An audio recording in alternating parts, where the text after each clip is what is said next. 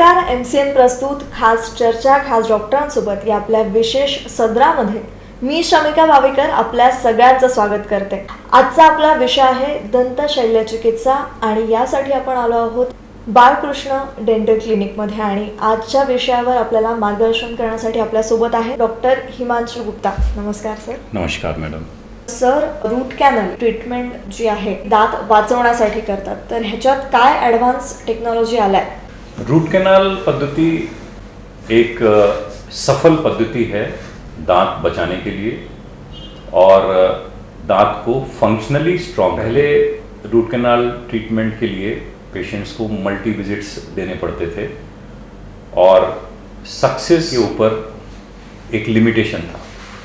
लेकिन आधुनिक पद्धति से अभी हम single visit root canal procedures भी करते हैं, जिसमें एक ही विजिट में पेशेंट का पूरा रूट कैनाल ट्रीटमेंट हो जाता है और सफलता का प्रतिशत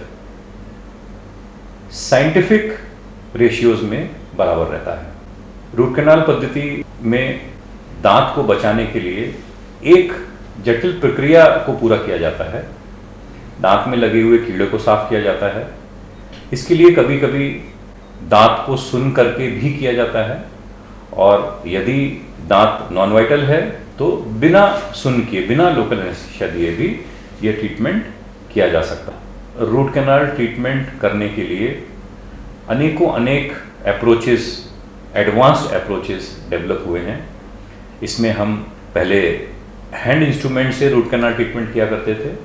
आज रोटरी इंस्ट्रूमेंट से हम रूट कैनाल ट्रीटमेंट को करते हैं और गैजेट्स हैं जिसकी वजह से, साइंटिफिक गैजेट्स हैं जिसकी वजह से हम भली भांति रूट कैनाल की एक मिलीमीटर लेंथ को क्लीन करके उसको इन्फेक्शन फ्री करके रेस्टोर करते हैं और रूट कैनाल फिलिंग होने के बाद में उसके ऊपर जो दांत का टूटा हुआ भाग है या खराब भाग है जिसकी वजह से रूट कैनाल करना पड़ा है, उस भाग को रेस्टोर करते हैं और रूट कैनाल के बाद में दांत के ऊपर क्राउन, जिसे हम कॉमन लैंग्वेज में कैप कहते हैं, उस क्राउन को स्थापित करते हैं. और इस प्रोसीजर को करने से हमारा दांत फंक्शनली स्टेबल रहता है, उसमें एक स्ट्रेंथ आ जाती है और कई सालों तक उसका वापस से हम इस्तेमाल कर पाते हैं. जर काही इन्फेक्शन असेल, आता काही इक्विपमेंट्स असतात त्याला काही थोडे लिमिटेशन्स असतात. तुमच्याकडे बरेच लोक असे येत असतील की त्यांना इन्फेक्शन आहे, तर ते इन्फेक्शन कमी करण्यासाठी किंवा जे काय प्रॉब्लेम्स असतील ते कमी करण्यासाठी तुम्ही काय सांगता? इन्फेक्शन कंट्रोल दो तरह से है. एक, जो पेशेंट को इन्फेक्शन है उसके लिए इन्फेक्शन कंट्रोल थेरेपी है, और एक जो हम क्लिनिक पे इंस्ट्रूमेंट्स इस्तेमाल कर रहे हैं, उन इंस्ट्रूमेंट्स की वजह से पेशेंट्स को क्रॉस इन्फेक्शन ना हो, उसको कंट्रोल करने के लिए एक पद्धति है.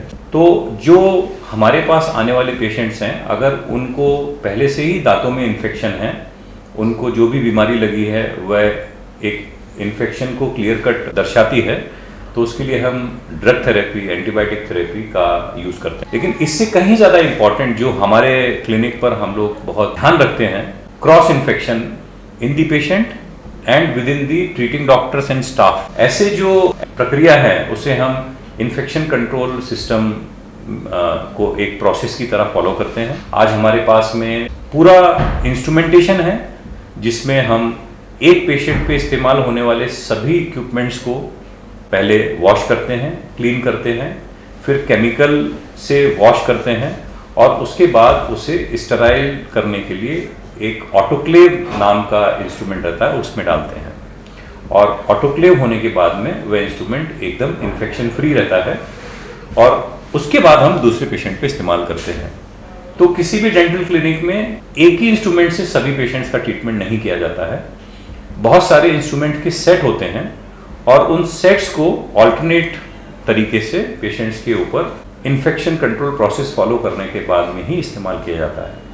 आज हमारे पास इन्फेक्शन कंट्रोल इक्विपमेंट्स में बेसिक क्लीनिंग इक्विपमेंट्स हैं, हमारे पास में अल्ट्रासोनिक क्लीनर्स हैं और बी क्लास ऑटोक्लेव है जो वर्ल्ड में हाईएस्ट स्टैंडर्ड का ऑटोक्लेव माना गया है इंस्ट्रूमेंट्स को क्लीन करने के लिए और उनमें से किसी भी प्रकार के इन्फेक्शन को जीरो लेवल पे लाने के लिए। तो ये सभी सुविधाएं आज हमारे पास बालकृष्ण डेंटल क्लिनिक में भली भांति उपलब्ध हैं और हम अपने रोगियों को और आने वाले पेशेंट्स को ये बोलते हैं कि आप हमारे इन्फेक्शन कंट्रोल प्रोसेस को भी अंडरस्टैंड कीजिए। इसकी वजह से उनका कॉन्फिडेंस भी बढ़ता है और उन्हें इस बात का विश्वास होता है कि हाँ, हम यहाँ पर जो भी ट्रीटमेंट ले रहे हैं वह एक क्वालिटी ट्रीटमेंट है जिससे उनके हेल्थ को कोई चॅलेंज नहीं आने वाला। ही चर्चा संपण्याआधी तुमच्याकडनं काही डेंटल हेल्थ काही टिप्स मिळाल्या तर? डेंटल टिप्स की अगर हम बात करते हैं तो सबसे पहली चीज आती है कि हमने अपने डाइटरी हैबिट्स का बहुत ध्यान रखना चाहिए, अपने खान पान का बहुत ध्यान रखना चाहिए। हमारे पास जो भी सुविधाएं हैं वो घर में जो सुविधाएं उपलब्ध हैं उनको हमने कैसे इस्तेमाल करना चाहिए उस पर हमारा पूरा कंट्रोल होना चाहिए। जैसे हम सभी लोग ब्रश करते हैं तो ब्रश कैसा होना चाहिए? ब्रश हमारा फ्लैट होना चाहिए। यदि ब्रश में ये आड़े टेढ़े ब्रिसल्स हो गए हैं तो ये हमने रिजेक्ट कर देना चाहिए। ये ब्रिसल्स अगर आड़े टेढ़े रहेंगे तो मसूड़ों में आपको घर्षण कर सकते हैं, आपके दांतों के एनामिल को भी डैमेज कर सकते हैं। तो हमने एक फ्लैट ब्रश यूज करना चाहिए और इस ब्रश को इस्तेमाल करते समय हमने ध्यान देना चाहिए कि ये ब्रश हमारे दांतों के सरफेस को कवर करे और फिर धीरे स्ट्रोक से, जेंटल स्ट्रोक से हमने सभी दांतों की ब्रशिंग करनी चाहिए। यह एक टेक्निक है और इस टेक्निक को यदि हम खुद और अपने बच्चों को भली भांति बताते हैं तो ये प्रिवेंशन के लिए बहुत अच्छा एक स्टेप है।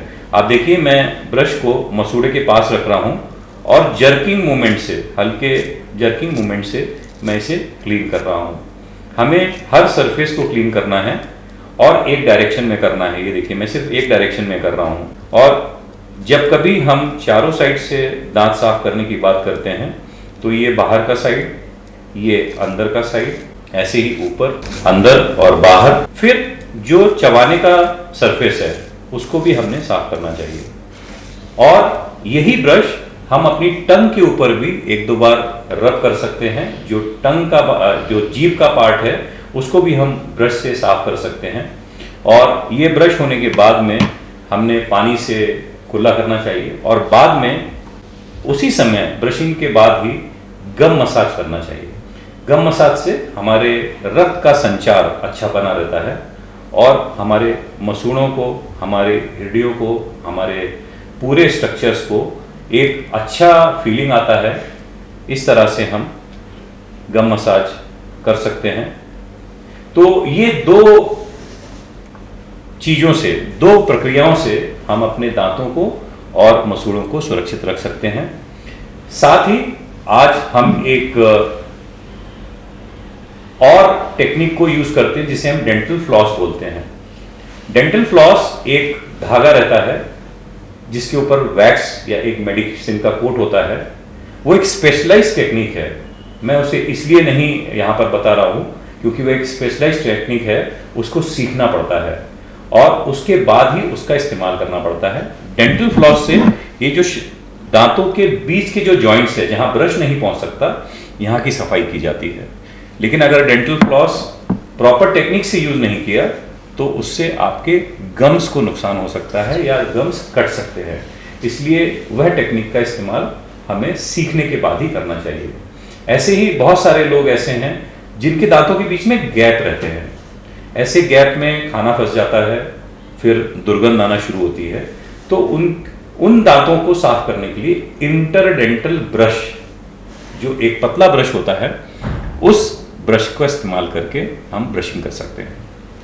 ये कॉमन टिप्स अगर हम फॉलो करते हैं तो 95% डेंटल प्रॉब्लम्स को हम प्रिवेंट कर सकते हैं। आपण ही चर्चा अशीच ठेवतोय सुरू, पण ती चर्चा पुढे कंटिन्यू करण्याआधी घेऊयात एक छोटासा ब्रेक।